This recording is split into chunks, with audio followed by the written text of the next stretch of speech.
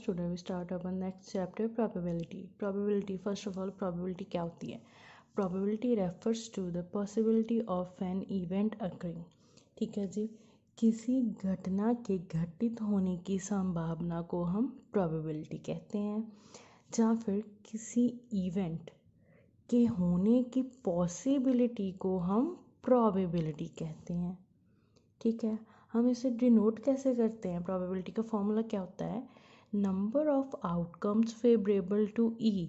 ठीक है जी, मतलब कोई हमें इवेंट गिवन होगा, उसमें हमने अपनी नंबर ऑफ फेवरेबल आउटकम्स देखनी है upon total number of possible outcomes का मतलब किससे देखनी है कि कितनी आ सकती हैं और कितनी आई हैं।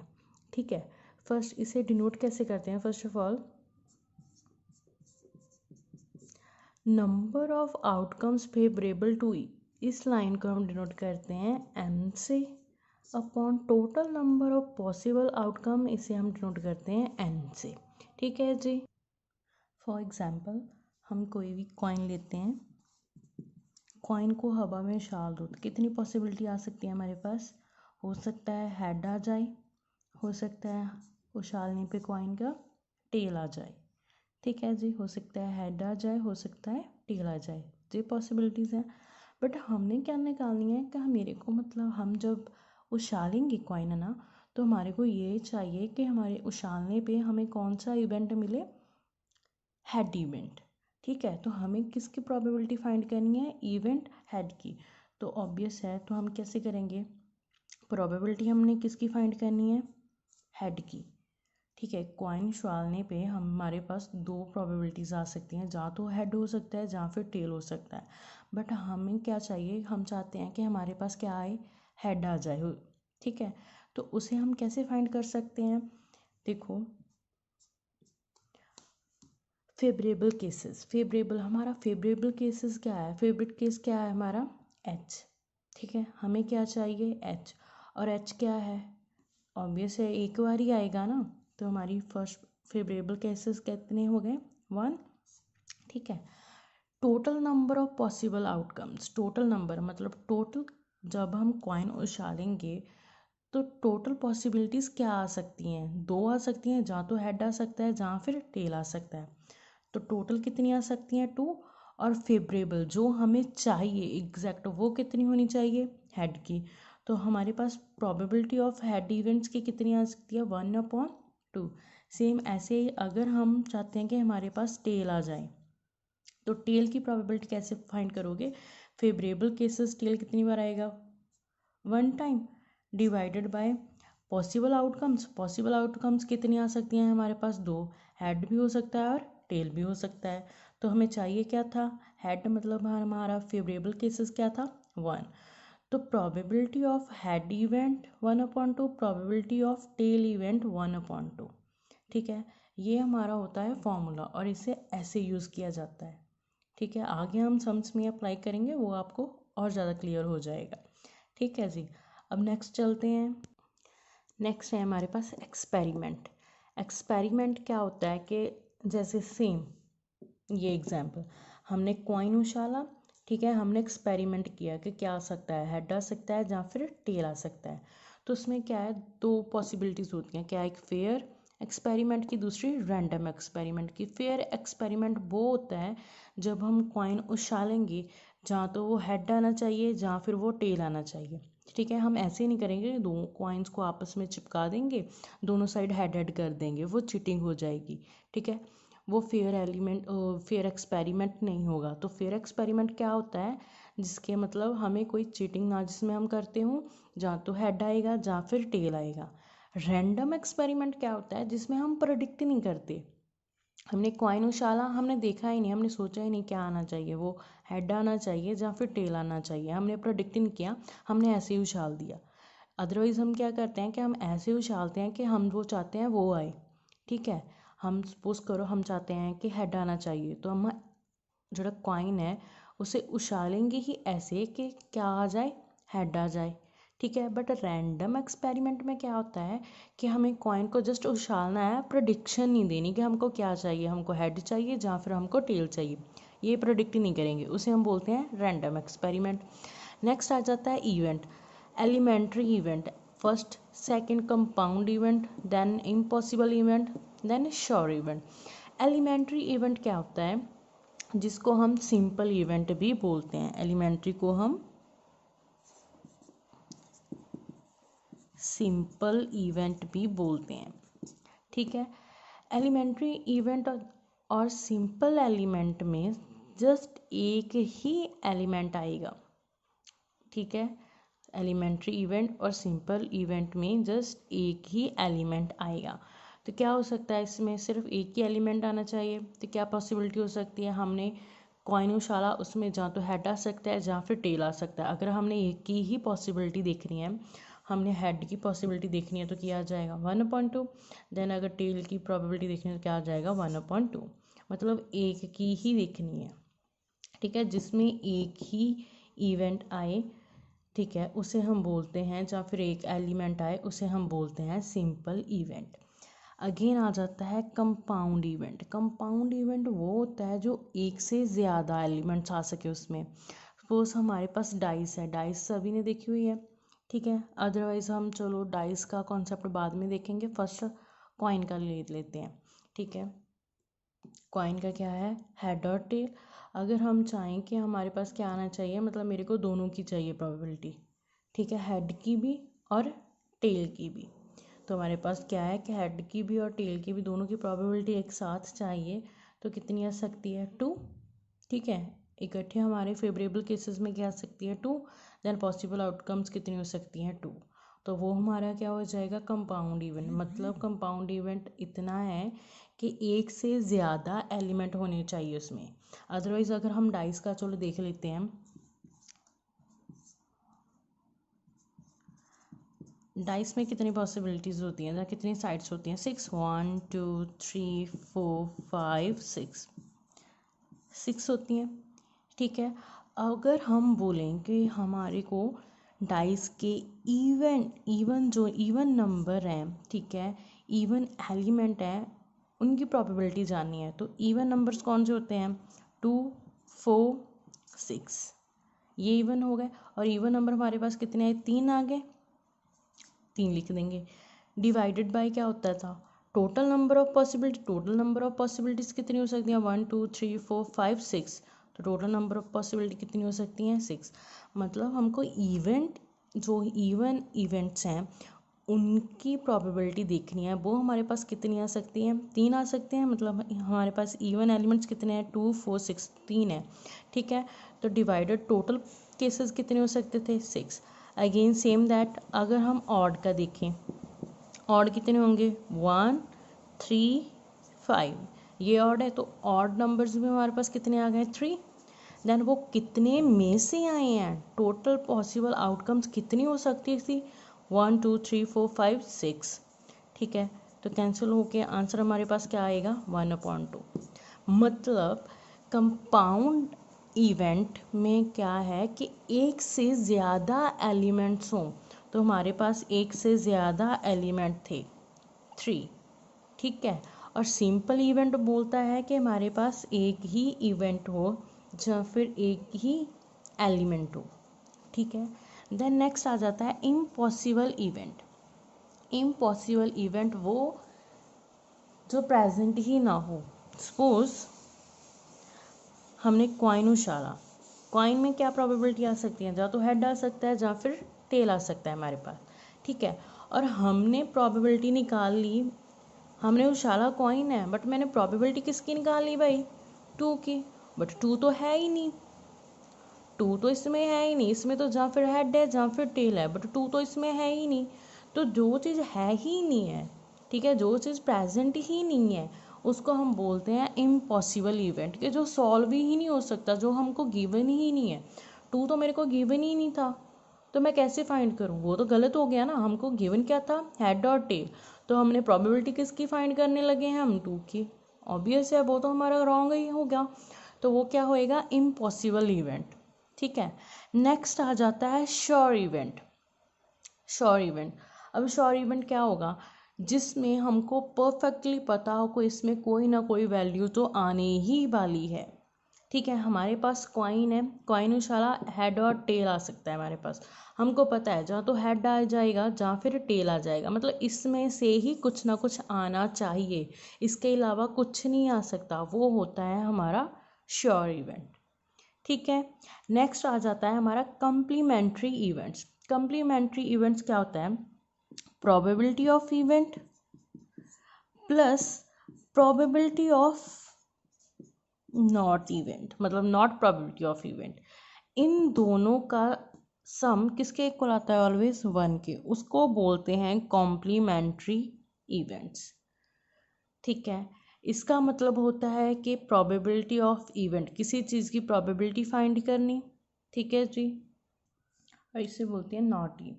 ठीक है, ये हमारा होता है इवेंट ऑफ प्रोबेबिलिटी। ठीक है, ये हो जाता है मतलब इवेंट ऑफ ई, और ये हो जाता है not E, event of not E. ठीक है, हमें इसे अप्लाई कैसे करना है वो हम देखेंगे। ठीक है जी, नेक्स्ट आ जाता है हमारे पास equally likely outcomes and events.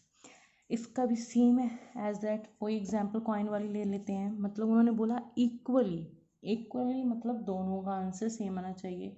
हमारे पास क्या है? कॉइन उछाला, पॉसिबिलिटी हो सकती है हेड आ जाए या फिर हमारी टेल प्रोबेबिलिटी आ जाए। ठीक है, इन दोनों की पॉसिबिलिटीज़ हैं, तो अगर हेड देखेंगे उसका आंसर आ रहा है हमारे पास 1/2, मतलब हेड तो एक ही है ना, तो टोटल आउटकम्स कितनी है? 2। नेक्स्ट आ जाएगा probability of T events, T कितना है? 1, और टोटल कितनी पॉसिबिलिटी आ सकती हैं? 2।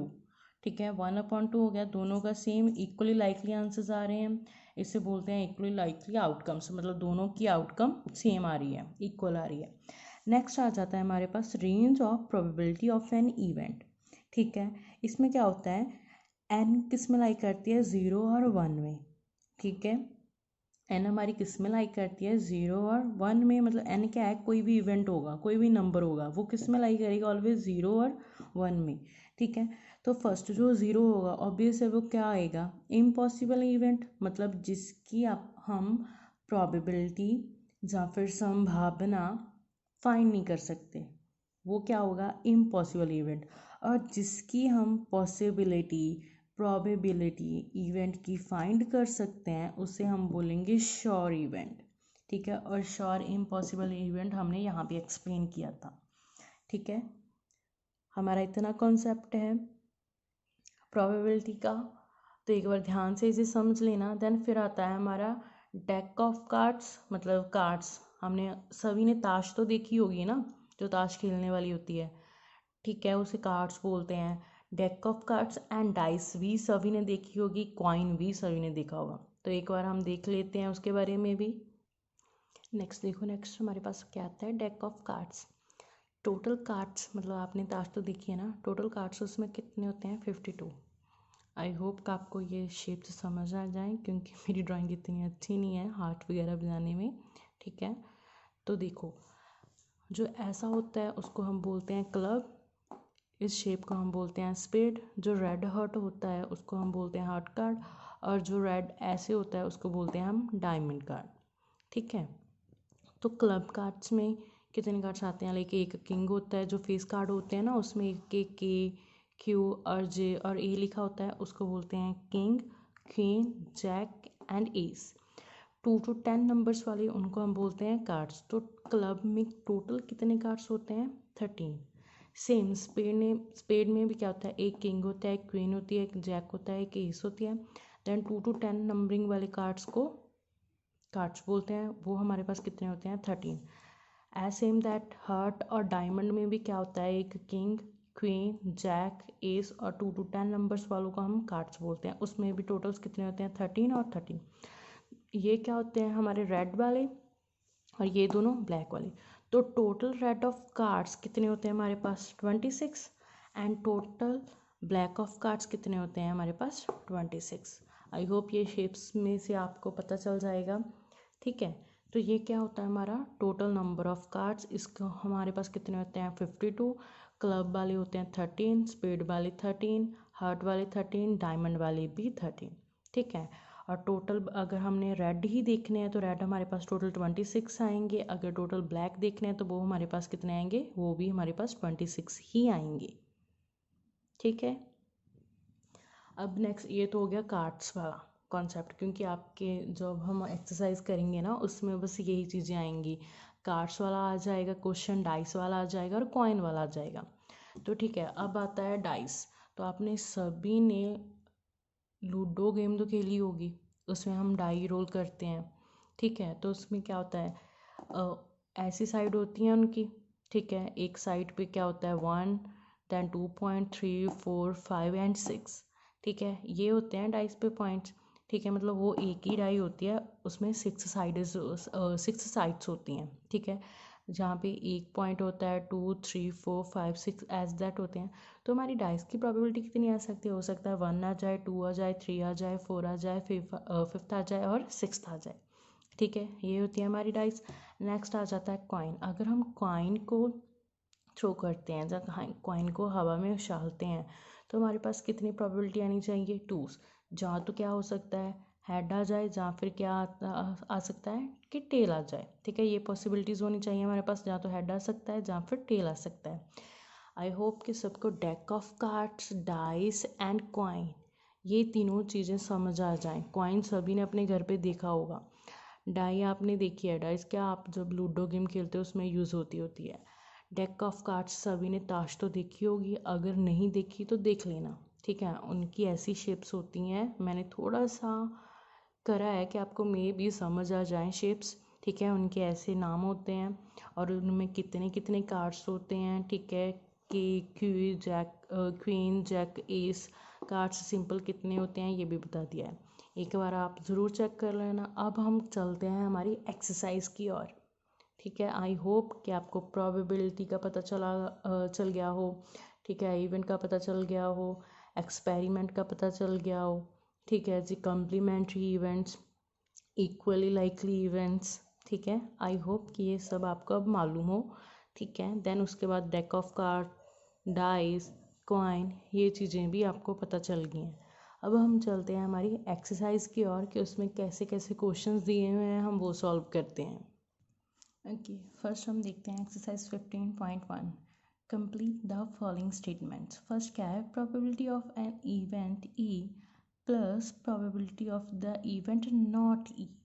इसमें क्या है कि एक जो घटना घट सकती है उसकी प्रोबेबिलिटी, सेकंड जो घटना नहीं घटी या फिर नहीं है उसकी प्रोबेबिलिटी। तो ऑब्वियस है कितनी होगी, प्रोबेबिलिटी ऑफ एन इवेंट की कितनी प्रोबेबिलिटी हो सकती है हमारे पास, 1।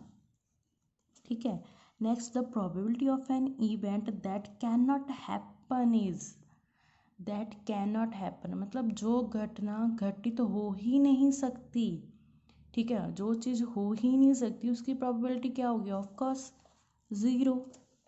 ठीक है, सच एन इवेंट इज कॉल्ड, उस इवेंट को हम, जो घटना घटित तो हो ही नहीं सकती उस इवेंट को हम क्या बोलते हैं, क्या बोलते हैं भाई, इम्पॉसिबल इवेंट। इम्पॉसिबल इवेंट यही बोलेंगे। इम्पॉसिबल इवेंट हमारा क्या होता था कि जिसमें जो चीज़ हो ही नहीं सकती। ठीक है, the next is the probability of an event that is certain to happen is such an event is called. मतलब क्या हो गया इसमें कि उस घटना की संभावना जो श्योरली होएगी ही। ठीक है, उस घटना की संभावना जो घटित होने ही वाली है, ठीक है, जो घटित होएगी ही होएगी, उसकी संभावना उन्होंने बोली है। तो ऑब्वियस उसकी संभावना कितनी होएगी, 1। कि जो चीज़ होने ही होने वाली है, जहाँ फिर जो चीज़ हमको मिलेगी, सपोज हमने कॉइन टॉस किया तो हमको पता है जहाँ तो हेड आएगा जहाँ टेल आएगा, बट आना तो है, एक तो आएगा ही, जहाँ तो फिर हेड आ सकता है, जहाँ फिर हमारे पास टेल आ सकता है, बट आना है। ठीक है, जो होने ही वाली है, जो होएगी ही, हमको पक्का श्योर है, उसको हम बोलते हैं श्योर इवेंट। तो सच an event is called sure event. जो होना ही है, जो होना ही है उसे हम श्योर इवेंट बोलते हैं, और जो नहीं घटित होगा उसे हम बोलते हैं इम्पॉसिबल इवेंट। और वो क्या होएगा, 0, और ये क्या होएगा, 1।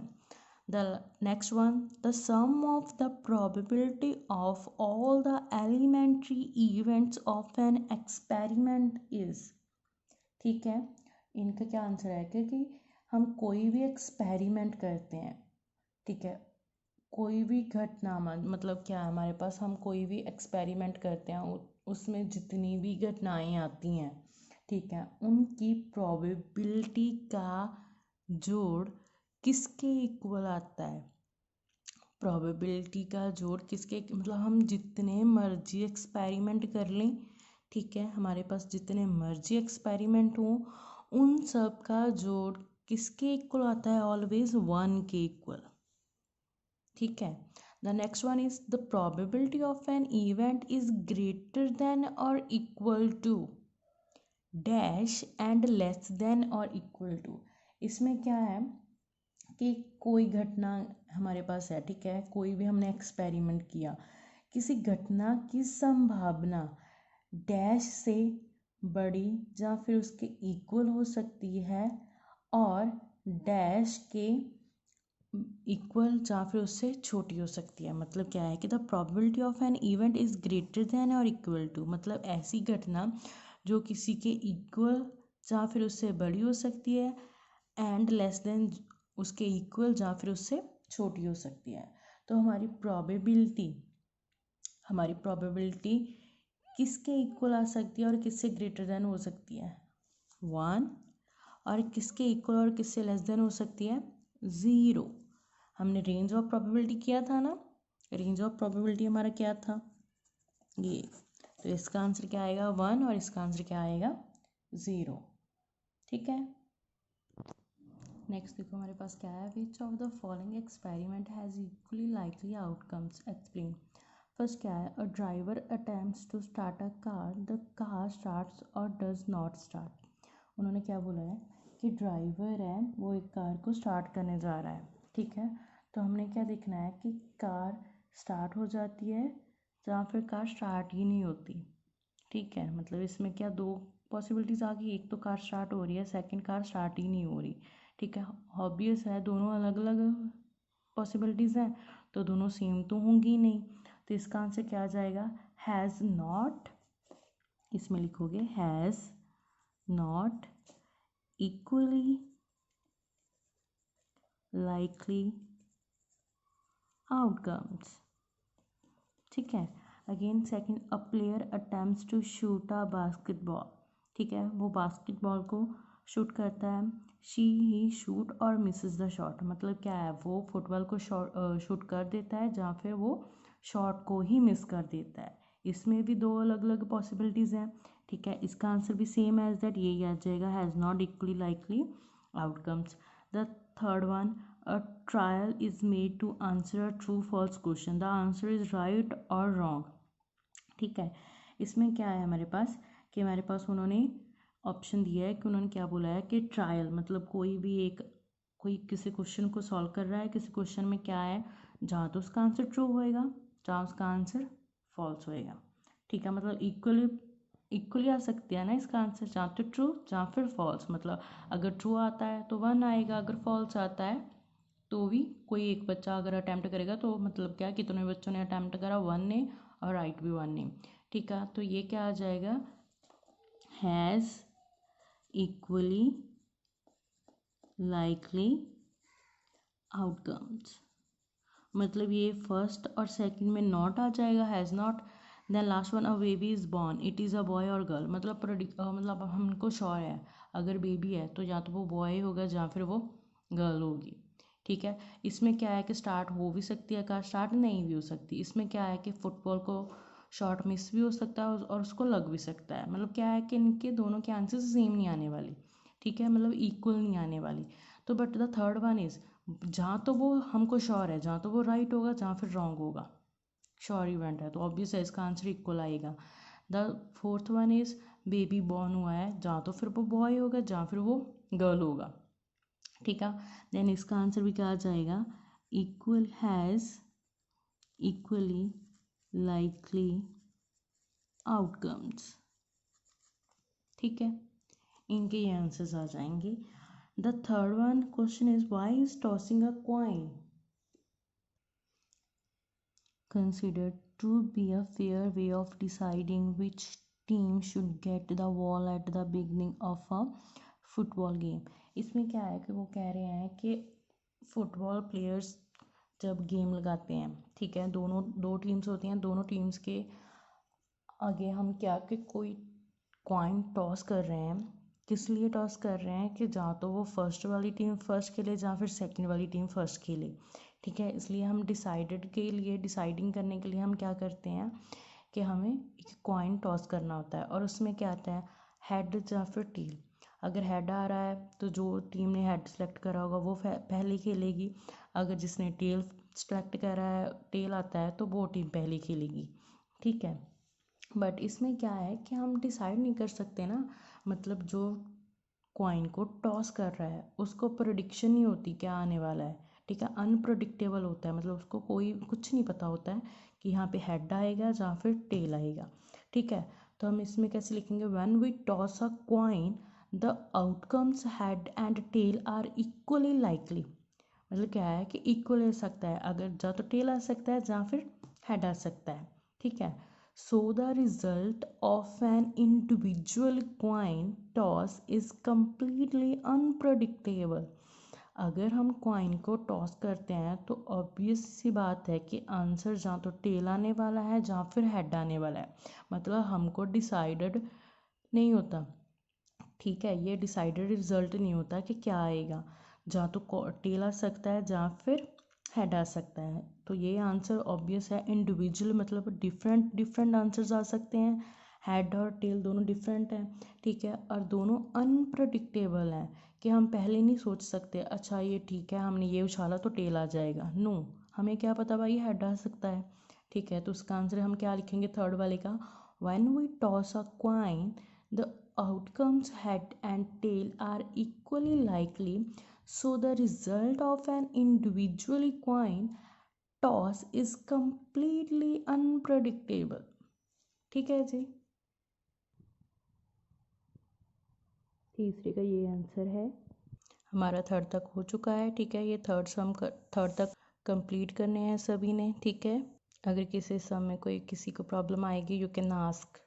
सभी बच्चों ने प्रोबेबिलिटी का कॉन्सेप्ट समझना है पहले, फिर ये फर्स्ट 3 सम सॉल्व करने हैं, ठीक है। फोर्थ हम नेक्स्ट में करेंगे। Class next fourth some, which of the following can not be the probability of an event. उन्होंने क्या कहा कि इन संख्याओं में से कौन से इवेंट की प्रोबेबिलिटी नहीं हो सकती। हमारे पास ये 4 टर्म्स दी रखी हैं, ठीक है जी। इनमें से हमने देखना है कि किसकी प्रोबेबिलिटी पॉसिबल नहीं हो सकती, ठीक है। तो कैसे देखेंगे, देखो स्टार्ट करते हैं हम।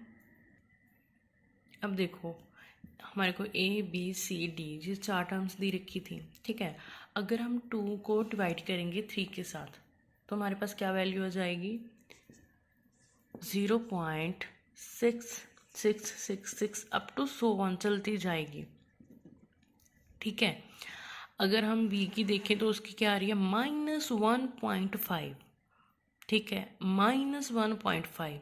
ये आपको लगता है पॉसिबल है कि नहीं, ऑब्वियसली नहीं। क्यों, क्योंकि हमारी प्रोबेबिलिटी क्या बोलती है कि जो माइनस वाली टर्म है, can not be the probability of an event because the value of the probability always lies in, किस में लाइज करती थी हमारी वैल्यू,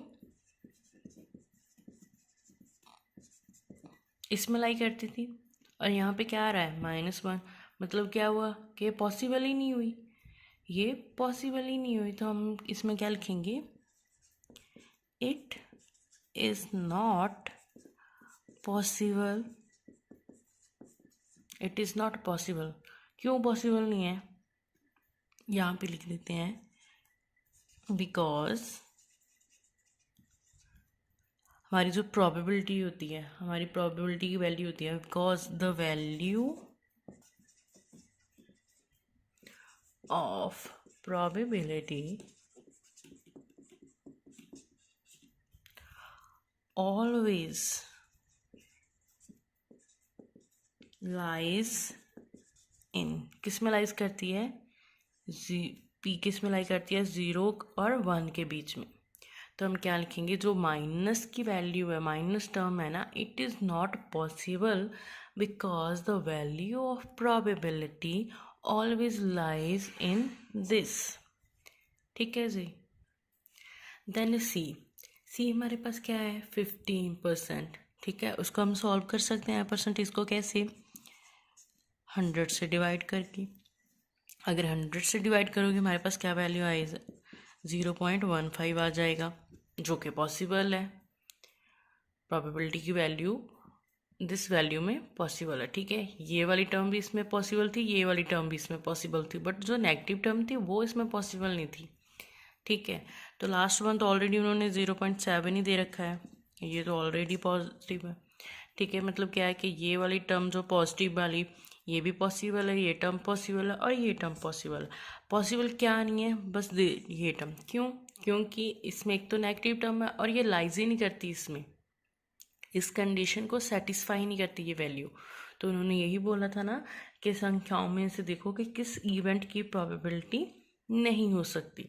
तो हमारा आंसर क्या आएगा कि जो बी इवेंट है उसकी प्रोबेबिलिटी पॉसिबल नहीं हो सकती। ठीक है जी।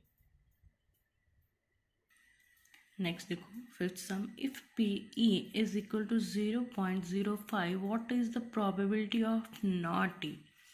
ठीक है, उन्होंने क्या बोला कि पी की प्रोबेबिलिटी हमको गिवन है, हमको फाइंड किसकी करनी है, नॉट ई की। तो देखते हैं हमारे पास गिवन क्या है, पी की प्रोबेबिलिटी कितनी है, 0.05। ठीक है, हमने पहले क्या किया था, कम्प्लीमेंट्री इवेंट, सबको याद है, उसमें हमने एक कंडीशन की थी, P E plus not P E is equal to 1। याद है कल को? ठीक है, ये क्या किया था हमने कि कम्प्लीमेंट्री इवेंट है जो हमारा, उसमें एक कंडीशन थी P E plus P not E is equal to 1। इस चीज़ को हम ऐसे भी लिख सकते हैं, पी तो एज इट इज़ आ जाएगा, प्लस जो ये चीज़ है ना उसको पी नॉट ई भी बोल सकते हैं, जो उसमें ऊपर बार है ना उसको हम नॉट ई भी बोल सकते हैं, वो किसके इक्वल आएगी, 1 के। तो यही कंडीशन हमने यहाँ पे अप्लाई करनी है। हमको ऑलरेडी पी ई गिवन दे रखा है उन्होंने, तो हमने फाइंड क्या करना है, दिस पी नॉट ई। ठीक है, ये फाइंड करना है, तो हम क्या लिखेंगे, वी नो दैट, हमको कंडीशन तो ऑलरेडी मालूम है ना, we know that P E plus P not E किसके इक्वल हुई भी, 1 की। ठीक है, हमने फाइंड क्या करना है, पी नॉट ई। तो जो चीज़ हमने फाइंड करनी है वो एक तरफ रह जाती है। ठीक है, तो हमारे P not E as it is यहाँ पे रहेगी। ठीक है, यहाँ पे 1 तो ऑलरेडी पड़ा हुआ है, बट जो पी ई यहाँ पे पॉजिटिव में पड़ा है वो दूसरी साइड जाकर क्या हो जाएगा, नेगेटिव की टर्म हो जाएगी। पॉजिटिव की पी दूसरी टर्म जाके नेगेटिव की। ठीक है, दूसरी साइड जाकर वो क्या होगी, नेगेटिव की। तो पी नॉट ई हमने तो फाइंड करनी है, ये तो एज इट इज़ चलेगी, 1 एज इट इज़ चलेगा, माइनस पी ई की वैल्यू हमारे पास कितनी गिवन है, 0.05 यहाँ पे फिल कर देंगे हम। ठीक है, फिर हम क्या करेंगे, 1 से माइनस करवा देंगे 0.05 को, तो हमारे पास पी नॉट की वैल्यू कितनी आ जाएगी, 0.95। ठीक है, अगर जब हम 1 से 0.05 को माइनस करवाएंगे तो हमारे पास पी नॉट ई की वैल्यू कितनी आ जाएगी, 0.95। ठीक है जी, और ये हमारा क्या होएगा, आंसर। उन्होंने बोला भी तो हमको यही था ना कि पी नॉट की वैल्यू फाइंड करो, पी ई की वैल्यू गिवन दे रखी थी, हमने कम्प्लीमेंट्री इवेंट का अप्लाई करवाया फार्मूला। ठीक है, उसमें क्या होता है कि प्रोबेबिलिटी ऑलवेज किसके इक्वल होती है, 1 की। तो हमने क्या करा, पी नॉट ई फाइंड करना था तो पी ई को इधर ले आए, वो क्या हो गया, नेगेटिव की टर्म बन गई। ठीक है, तो नेगेटिव की टर्म थी जो हमने उसकी वैल्यू यहाँ पे पुट करवाई, 1 से माइनस करवाया, हमारे पास पी नॉट ई की वैल्यू कितनी आ गई, 0.95। ठीक है जी।